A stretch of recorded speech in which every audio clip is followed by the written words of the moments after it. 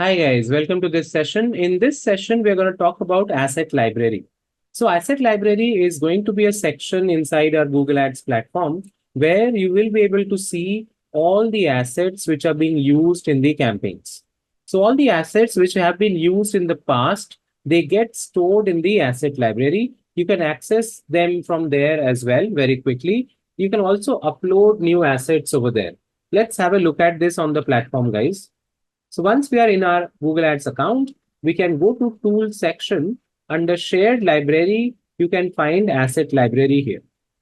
So this is where you will find all the existing assets which are being used in the account in this particular manner. Also, you get the option, suppose like if you have get some new assets created, new images, videos which you have created in your account, created for your business, you can upload them also out here. You can build a folder in which you can upload them. And once you upload them here, you will be able to very quickly access them while creating your campaigns. So when you start creating campaigns and you come to the ad creation section, you will be able to very quickly attach it from there into the ad and you build out your ads very quickly.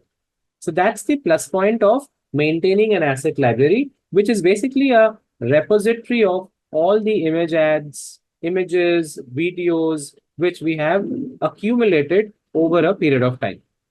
I hope this makes sense and you understand the use case of this asset library, which we have in place. Thank you so much, guys, for listening into this session today. And I will see you in the next video.